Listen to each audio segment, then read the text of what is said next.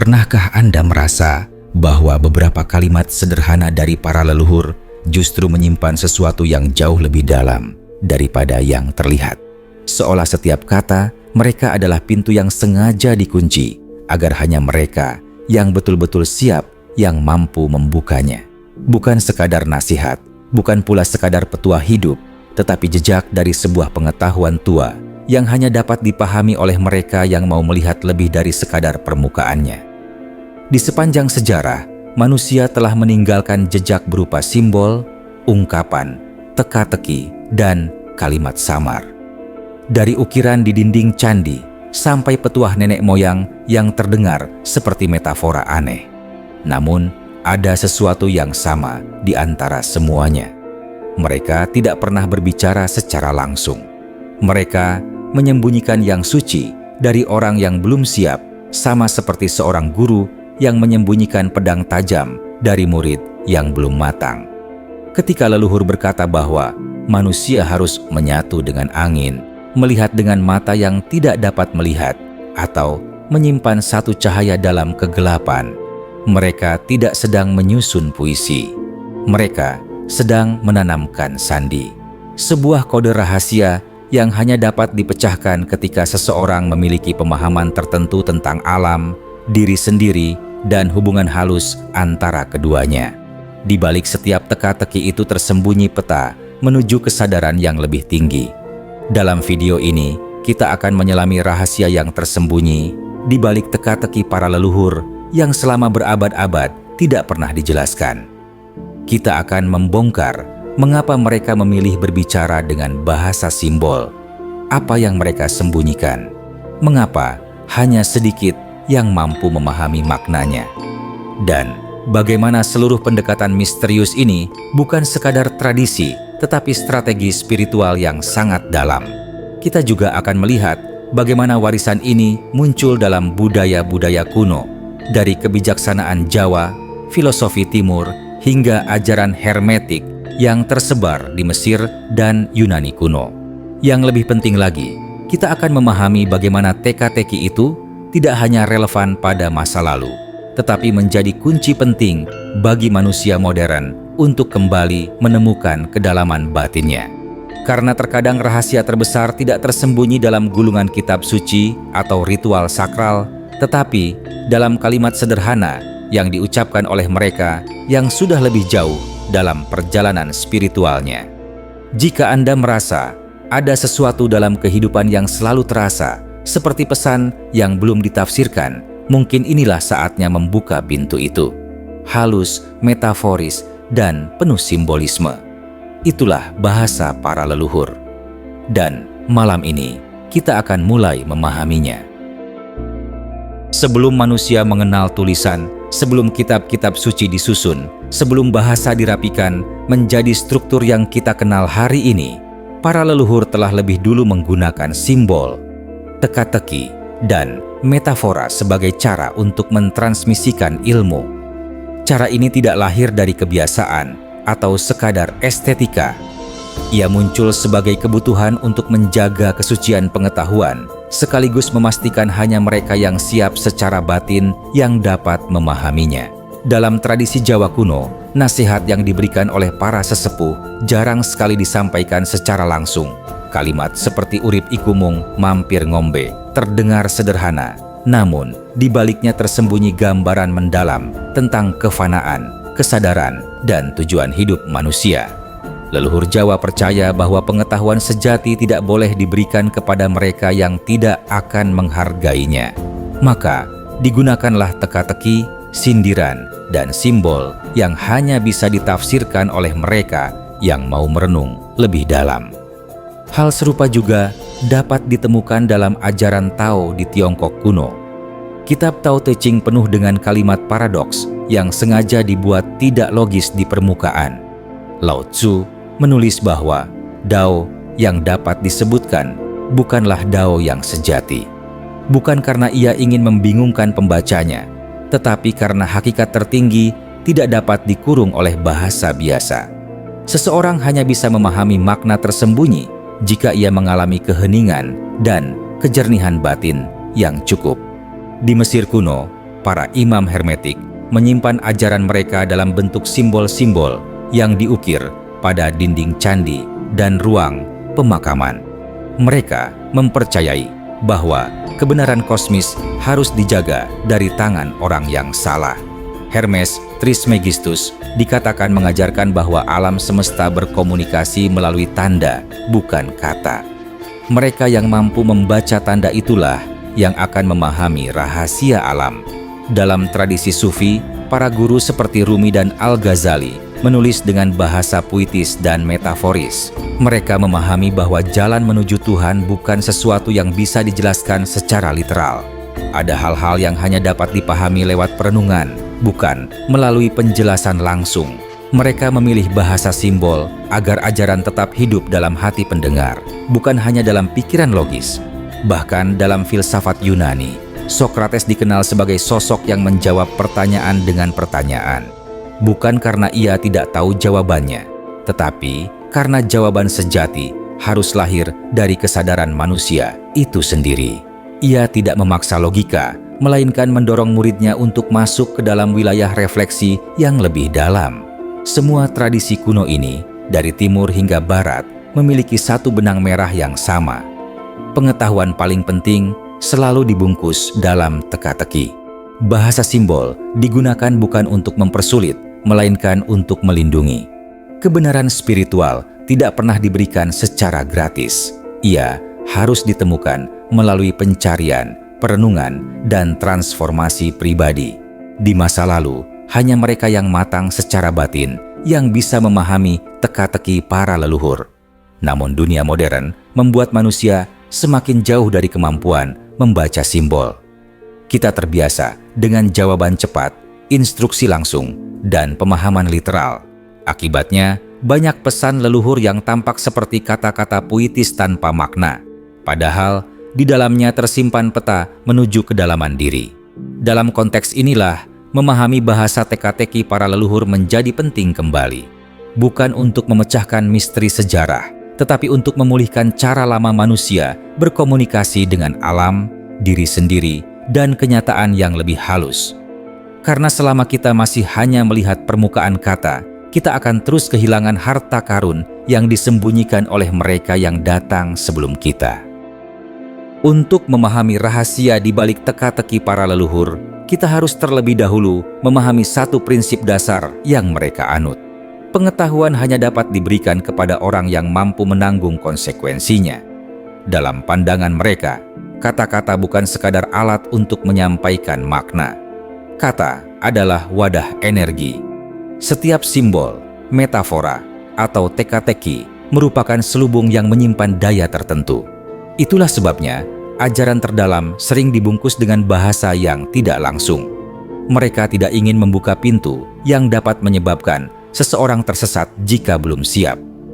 Leluhur kita memahami bahwa manusia memiliki 3 lapisan pemahaman. Yang pertama adalah telinga, yaitu pemahaman literal. Yang kedua adalah pikiran, yaitu pemahaman logis dan analitis. Yang ketiga, yang paling penting adalah hati, yaitu pemahaman intuitif. Teka-teki diciptakan untuk memaksa seseorang melewati 2 lapisan pertama agar akhirnya mencapai yang ketiga. Dengan kata lain, teka-teki adalah alat untuk menghancurkan pemahaman dangkal dan menggantikannya dengan kesadaran yang lebih dalam.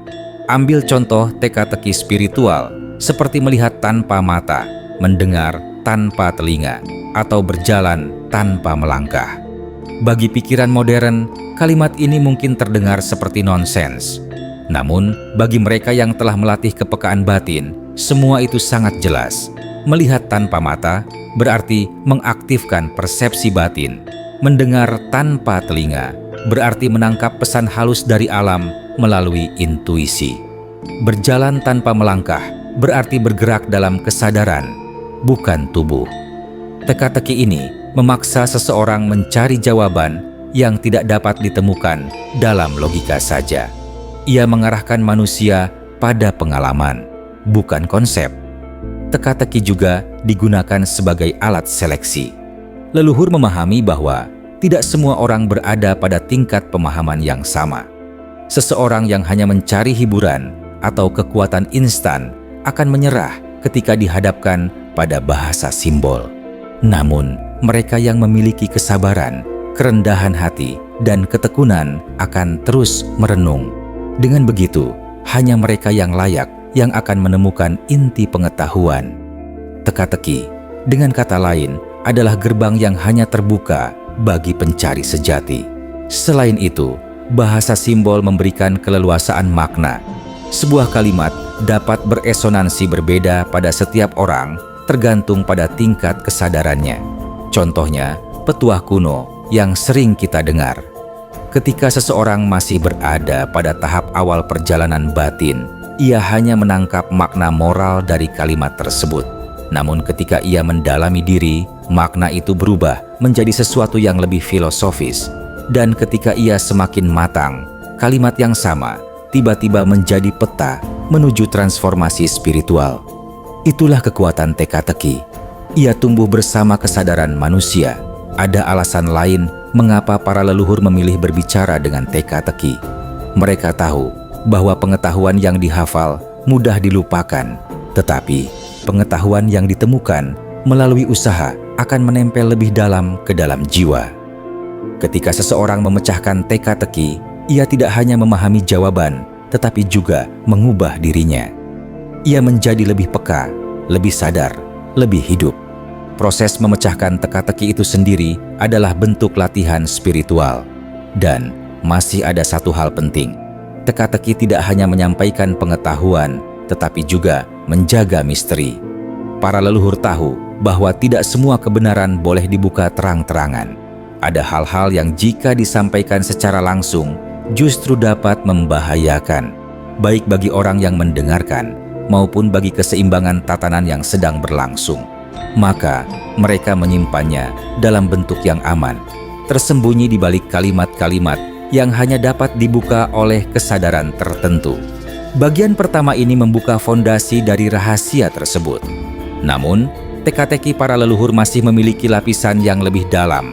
Ada motif tersembunyi, strategi batin, dan alasan filosofis yang jauh lebih kompleks dari sekadar penyamaran makna. Inilah yang akan kita masuki pada bagian berikutnya. Jika pada bagian sebelumnya kita memahami fungsi dasar teka-teki sebagai penjaga pengetahuan, kini kita masuk ke wilayah yang lebih dalam. Di balik setiap metafora dan simbol, para leluhur menyimpan sebuah struktur berpikir yang sangat berbeda dari cara manusia modern memahami dunia.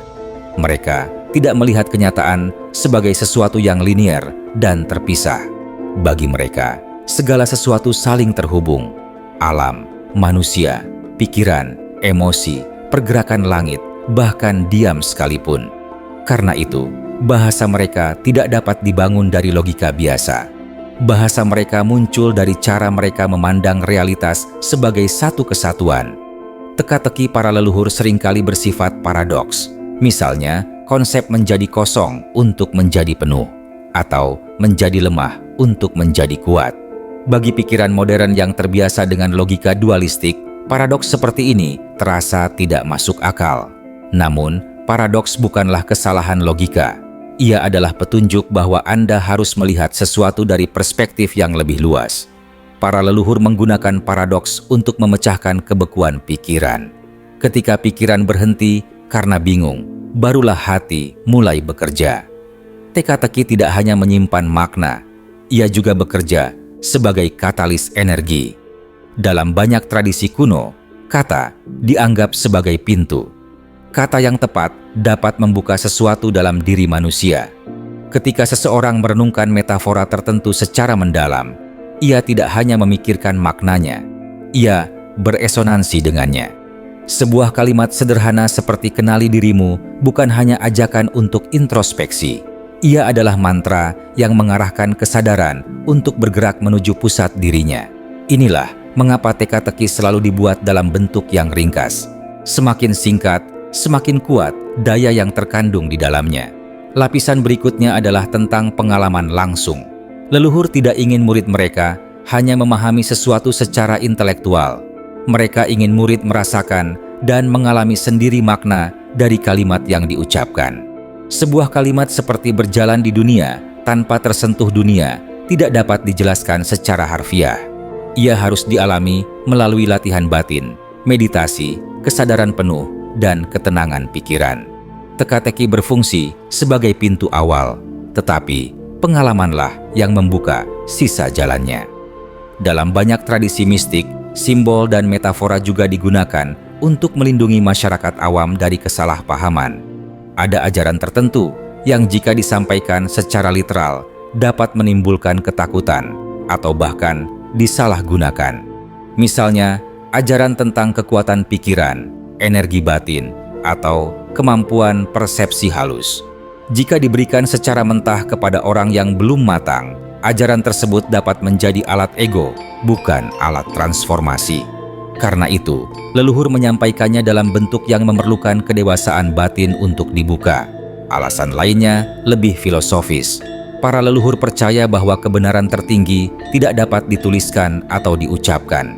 Ia hanya bisa disinggung, diarahkan, dan ditunjukkan melalui simbol. Jika seseorang diberikan kebenaran secara langsung, maka ia hanya akan memahami bentuknya, bukan hakikatnya. Karena itu, mereka memilih untuk membungkus kebenaran dalam teka-teki agar murid melakukan perjalanan batin untuk menemukannya sendiri. Penemuan itu jauh lebih kuat daripada penjelasan apapun yang bisa diberikan. Dan ada lapisan terakhir, lapisan yang sangat halus. Teka-teki adalah cara leluhur menyelaraskan kesadaran manusia dengan pola alam. Alam berbicara melalui simbol. Matahari terbit bukan sekadar fenomena fisik, tetapi simbol kebangkitan. Hujan bukan sekadar air yang turun, tetapi simbol pembersihan. Pergantian malam dan siang bukan hanya rotasi bumi, tetapi simbol dualitas dan keseimbangan. Ketika leluhur berbicara dengan bahasa simbol, mereka mengajarkan manusia untuk kembali mendengar bahasa alam. Mereka mengajarkan bagaimana membaca pola-pola halus yang selalu berbicara kepada kita, meski jarang kita perhatikan. Dengan memahami lapisan-lapisan ini, kita semakin dekat pada inti dari teka-teki para leluhur. Mereka tidak sedang mencoba menyulitkan generasi selanjutnya. Mereka sedang mengajarkan sebuah cara memandang dunia, sebuah cara membaca realitas, dan sebuah cara untuk kembali kepada kedalaman diri. Teka-teki adalah kendaraan, pengetahuan sejati adalah tujuan, dan perjalanan batin adalah jalannya. Semua pengetahuan yang diwariskan para leluhur melalui teka-teki bukan hanya untuk dikagumi atau dipahami secara intelektual. Mereka diciptakan untuk mengubah manusia dari dalam, membentuk kesadaran yang lebih tajam, lebih peka, dan lebih selaras dengan realitas halus. Untuk mengaplikasikan ajaran ini, seseorang harus belajar membaca simbol, mendengar apa yang tidak diucapkan, dan merasakan apa yang tidak tampak. Cara ini bukan sekadar metode spiritual, melainkan latihan untuk membangkitkan kembali kecerdasan batin yang telah lama tertidur. Langkah pertama adalah melatih keheningan. Teka-teki para leluhur tidak dapat dibuka melalui pikiran yang sibuk. Ketika seseorang mendengar petuah seperti jadilah air atau temukan cahaya di dalam gelap, pikiran otomatis ingin mencari jawaban cepat. Namun, teka-teki ini tidak dimaksudkan untuk dijawab, tetapi untuk direnungkan. Duduk diam selama beberapa menit setiap hari, memperhatikan napas, dan memberikan ruang bagi kata-kata itu untuk tenggelam ke dalam batin adalah langkah awal yang sederhana, namun sangat efektif. Saat keheningan muncul, makna halus mulai bergerak dari ketidaksadaran menuju kesadaran. Langkah kedua adalah merasakan, bukan menganalisis. Setiap kali Anda mendengar metafora leluhur, jangan buru-buru menafsirkan. Coba tanyakan pada diri sendiri, apa yang Anda rasakan saat mendengarnya. Misalnya, petuah berjalan tanpa meninggalkan jejak. Apakah Anda merasakan kebebasan di dalamnya, atau justru kehampaan? Apakah Anda merasakannya sebagai perintah untuk tidak melekat, atau ajakan untuk menjadi lebih sadar? Dalam tradisi kuno, rasa dianggap lebih dekat dengan kebenaran daripada pikiran. Pikiran mengurai, namun rasa menyentuh inti. Langkah berikutnya adalah menerapkan makna metaforis ke dalam kehidupan sehari-hari. Jika seorang leluhur berkata menjadi kosong untuk menjadi penuh, praktiknya dapat berupa melepas hal-hal yang menghalangi aliran energi, seperti kemarahan yang dipendam, ekspektasi berlebihan, atau keterikatan pada hasil. Ketika kita belajar menjadi kosong, kita memberi ruang bagi pengalaman baru, wawasan baru, dan energi yang lebih segar untuk masuk. Dengan demikian, teka-teki bukan konsep, melainkan panduan hidup praktis. Ada juga latihan yang bisa dilakukan untuk melatih kepekaan membaca simbol. Misalnya, mengamati kejadian kecil dalam kehidupan sehari-hari. Alam sering berbicara melalui pola. Burung yang tiba-tiba berhenti di depan Anda, angin yang bertiup saat Anda sedang ragu, atau kejadian berulang yang muncul dalam beberapa hari terakhir. Latihan ini membantu mengembangkan intuisi, kemampuan yang sangat diperlukan untuk memahami bahasa simbol yang digunakan para leluhur. Ketika intuisi tajam, teka-teki yang sebelumnya tampak misterius mulai membuka dirinya pelan-pelan. Salah satu tantangan terbesar dalam mengaplikasikan ajaran ini adalah kesabaran. Teka-teki para leluhur tidak pernah terbuka dalam satu kali renungan. Ia membutuhkan waktu, kedewasaan, dan pengalaman hidup. Banyak orang menyerah karena merasa tidak mendapatkan jawaban instan. Namun, justru dalam proses menunggu inilah transformasi batin terjadi. Teka-teki bekerja seperti benih yang ditanam dalam tanah. Ia membutuhkan waktu untuk tumbuh, tetapi ketika ia akhirnya berakar, kesadarannya menjadi lebih kuat dan stabil. Di sisi lain, Anda juga perlu berhati-hati untuk tidak memaksakan makna. Ada kalimat yang sengaja dibiarkan mengambang oleh para leluhur, tidak untuk ditafsirkan secara kaku. Anda mungkin menemukan makna tertentu hari ini, lalu menemukan makna yang sama sekali berbeda bertahun-tahun kemudian. Itu bukan kesalahan interpretasi, itu adalah tanda bahwa Anda sedang bertumbuh. Teka-teki memang dirancang untuk berubah bersama kesadaran manusia.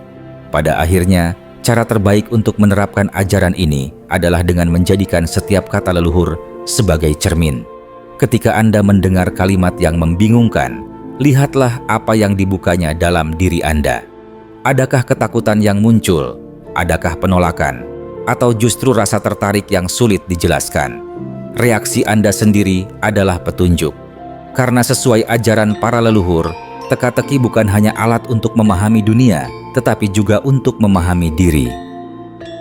Setiap teka-teki yang diwariskan para leluhur bukanlah pesan yang jatuh dari langit secara acak. Mereka adalah jejak yang ditinggalkan dengan penuh perhitungan, dirancang untuk membentuk kesadaran, bukan sekadar untuk menjawab rasa penasaran. Kita telah berjalan, menelusuri lorong panjang yang menghubungkan masa lalu dan masa kini, dari makna simbolik yang tersembunyi sampai struktur batin yang mereka gunakan untuk membimbing generasi penerusnya. Rahasia di balik teka-teki leluhur bukan hanya tentang menemukan jawaban, melainkan tentang menjadi seseorang yang layak menerima jawaban itu. Setiap kode, setiap kisah, setiap pola energi yang mereka tinggalkan selalu mengarah pada satu tujuan, yaitu membangkitkan potensi terdalam manusia agar ia tidak terjebak dalam batas pikiran dan ketakutan duniawi. Kita telah memahami bahwa teka-teki itu bekerja melalui simbol, intuisi, dan kesadaran tubuh, menjembatani dunia fisik dengan dunia halus. Kita juga telah melihat bagaimana cara membacanya memerlukan kejernihan niat, keseimbangan emosi, serta kemampuan untuk hadir sepenuhnya sebagai saksi bagi diri sendiri. Dan pada akhirnya, kita menemukan bahwa setiap rahasia sesungguhnya adalah cermin yang mengarahkan kita kembali pada pusat diri, tempat seluruh makna bermula dan berakhir. Kini saatnya kamu sendiri melangkah ke dalam ruang sunyi itu dan mencoba membacanya. Dengarkan bisikan yang muncul dalam hening. Perhatikan pola yang berulang dalam hidupmu. Rasakan energi yang berubah ketika kamu mendekati kebenaran yang seharusnya kamu temukan. Jika kamu melakukan ini dengan ketulusan dan konsistensi, teka-teki leluhur tidak lagi terasa misterius, melainkan menjadi panduan hidup yang sangat pribadi dan akurat. Jika video ini memberi wawasan baru, Jangan lupa untuk menyukai, berbagi, dan berlangganan. Ceritakan pengalamanmu tentang tanda atau teka-teki yang pernah kamu temukan dalam hidup. Siapa tahu, kisahmu adalah potongan rahasia lain yang sedang menunggu untuk diungkapkan oleh seseorang yang membutuhkan.